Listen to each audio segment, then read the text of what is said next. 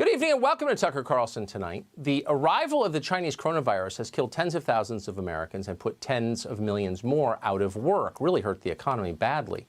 But the crisis has also forced to the center serious conversations about issues that matter to the future of the country, issues like the dangerous rise of Chinese global dominance, the porousness of our domestic borders, this country's crumbling infrastructure, government corruption and incompetence. We're talking about all of this. Over the past 2 months, you may have asked yourself, why weren't we talking about these things before? They're important. Well, that's a good question, and there's a simple answer to it. The answer is we didn't have time. There was no time to consider the fundamental health of America because we were busy talking about Russia. In Washington, Russia is all we talked about for 3 years. All normal business in the capital city came to a halt as we embarked on a bizarre scavenger hunt in search of Vladimir Putin's spies. Even at the time, the whole thing seemed absurd. Now we know it was worse than absurd. This wasn't, in fact, what we thought it was, history's longest episode of mass hysteria. It was instead an elaborate and intentional hoax staged by the most unscrupulous and power-mad political operatives this country has ever seen. Sound like overstatement? How do we know that? Because they have admitted it. Yesterday, the House Intelligence Committee, chaired by Congressman Adam Schiff of California, finally released 57 transcripts of testimony delivered to the committee behind closed doors, all of it during the Russia investigation. What do those transcripts reveal? We're not going to ask you to trust us on this one. It's too important. So instead, we're going to quote directly from the transcripts. Jim Clapper, Obama's director of national intelligence, said this, quote, "I never saw any direct empirical evidence that the Trump campaign or someone in it was plotting or conspiring with the Russians to meddle with the election." End quote. Compare that to his Twitter feed. Former UN Ambassador Samantha Power, meanwhile, was asked by the committee if she had any evidence of collusion with the Russians. She replied this way, quote, "I am not in possession of anything. I'm not in possession and didn't read or absorb information that came out of the intelligence community." End quote. National Security Advisor Susan Rice said this, quote, "I don't recall intelligence that I would consider evidence." Amazing. And here's former Attorney General Loretta Lynch. Lynch was asked if she saw evidence of Russian collusion, and she replied this way, quote, "I do not recall that being briefed up to me." Notice Lynch's word choice here, "I do not recall." For 3 years, our entire political system, every television show, every newspaper, all media outlets revolved around the hunt for Russian spies. We were told again and again, in order to justify this, that collusion was the greatest crime ever committed in American history. It was a crime against the state. It undermined our democracy. Yet the Attorney General of the United States, a close friend of the President, Barack Obama's, claims she, quote, "does not recall if she ever received any evidence that any of it was true." If she'd been Roger Stone when she said that, she would have been charged with perjury on the spot. We'd be watching her sentencing right now. But she's not Roger Stone. And of course, Lynch probably thought the transcript of those remarks would never be made public. That was clearly Evelyn Farkas's assumption. Farkas is a former Defense Department official from the Obama administration. She became a fixture, you may remember, on cable television as news outlets scrambled for puppets with legitimate-sounding resumes to push the Russia collusion narrative. Dumb people who would say anything. And in those categories, Farkas delivered in spades. Here she was in March of 2017. I was urging my former colleagues and frankly speaking, the people on the Hill, it was more actually aimed at telling the Hill people, get as much information as you can, get as much intelligence as you can before President Obama leaves the administration, because I had a fear that somehow that information would disappear with the senior people who left. So it would be hidden away in the bureaucracy, that the Trump folks, if they found out how we knew what we knew about the Trump staff's dealing with Russians, that they would try to compromise those sources and methods, meaning we would no longer have access to that intelligence. So I became very worried because not enough was coming out into the open, and I knew that there was more. We have very good intelligence on Russia. Yeah, that's why you have the leaking. Exactly. People are worried. We have very good intelligence on Russia, quote, said Dr. Evelyn Farkas. She can't take your appendix out, by the way. She's not that kind of doctor. We knew what we knew. But she didn't know anything. Farkas was lying as purely as a liar can lie. Once under oath behind closed doors, Farkas admitted that. Quote, "I didn't know anything," she said. It was all lies, literally all of it, even the core claims about hacking that formed the basis of the entire story and the investigation that followed. In 2016, during the campaign, someone stole information from the DNC's email server. It wound up online and embarrassed Hillary Clinton.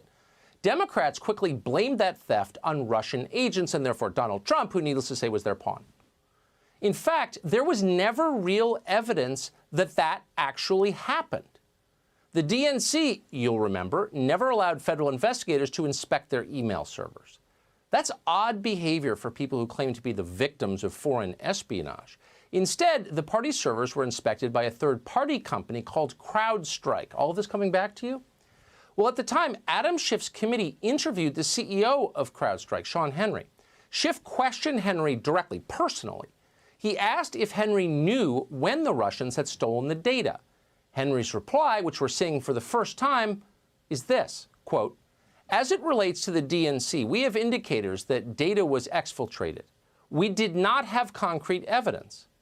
We did not have concrete evidence. Later, Henry admitted he had only, quote, "circumstantial evidence that the Russians were involved at all."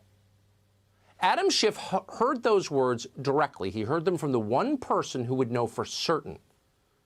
Schiff knew there was nothing substantial at the core of the Russian collusion story. At the very center, it was hollow. It was a sham. Schiff never even suggested this in public. Instead, he did the opposite. He spent years on television telling you it was totally real. Shut up. So there's clear evidence on the issue of collusion, and this adds to that body of evidence. There's ample evidence of collusion in plain sight, and that is true. Have Democrats found any evidence of collusion? Yes, we have. You can see evidence in plain sight on the issue of collusion, pretty compelling evidence. And there is significant evidence of collusion. There is ample evidence, and indeed there is, of collusion of people in the Trump campaign with the Russians. I think there's plenty of evidence of collusion or conspiracy. All of this is evidence of collusion. There is significant evidence of collusion between the campaign and Russia. In case you weren't counting during that montage, Adam Schiff said evidence 9 times, and every single time he was lying. And it was fairly obvious at the time if you were following closely. Schiff never produced any of the so-called evidence that the DNC server, or, by the way, John Podesta's email, were hacked by the Russian government. Several times on the show, we raised the question, do we really know this? A group of retired intelligence officers wrote a long piece saying, actually, that didn't happen, and here's how we know. And we brought that up on the show. We came under enormous pressure to be quiet. You're crazy. We know that for a fact, but we didn't know it for a fact. And when Schiff came on this show, we asked him, how exactly do you know this?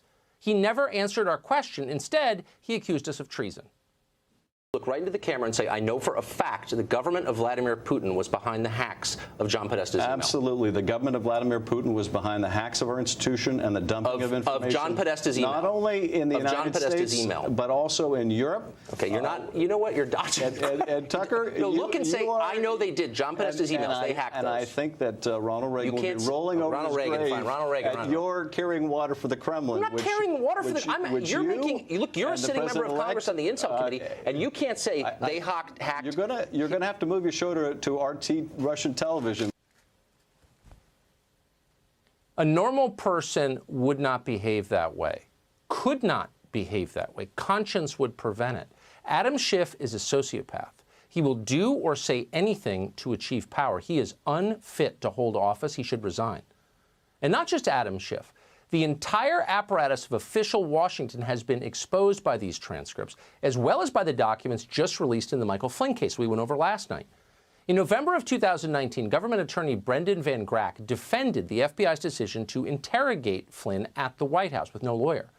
Van Grack said this, quote, the FBI was engaged in a legitimate and significant investigation into whether individuals associated with the campaign of then-candidate Donald J. Trump were coordinating with the Russian government. In that same filing, Van Grack wrote that Flynn's phone call with the Russian ambassador, the now famous Kislyak, was of central importance. Quote, it was imperative that the FBI determine whether and why such communications with the Russian ambassador had occurred. Both of those statements from Van Grack, we now know conclusively, are lies. In its filing this week, the DOJ revealed that in early January, the FBI had already known that there was, quote, no derogatory information tying Michael Flynn to the Russian government. Nor did they need to know whether Flynn had spoken with Ambassador Kislyak. They knew for a fact he had because they were listening at the time. They had a word-for-word transcript of the call. In other words, Van Grack was lying in his filing. Now, this is not only of importance to Donald Trump, the people who work for him, or those who voted for Donald Trump. This is important to every American because things fall apart quickly when high-level officials do things like this for political reasons. Look around. Do you know anybody who trusts the government anymore? There's a reason for that, and it's not good. It's things like this. And by the way, it's not just Democrats you should blame for the corrosion of our public life. The vast majority of the Russian collusion investigation, including the testimony you just heard, the clips we just played, occurred during the first 2 years of this administration. Who ran the government then? At the time, Republicans controlled both houses of Congress and every single committee by definition.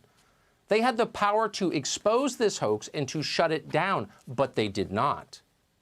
We can only speculate as to why they did not. Perhaps they were too cowardly to tell the truth, or maybe, deep down, a lot of them agreed with the aims of all of this. Either way, it'll be very interesting, and we're going to sit back and enjoy it, as Lindsey Graham and Mitch McConnell and Richard Burr and so many of the other useless Senate Republicans, the total phonies who tell you they're representing you but don't, explain why they didn't really do anything to stop the derailment of America while it was in progress.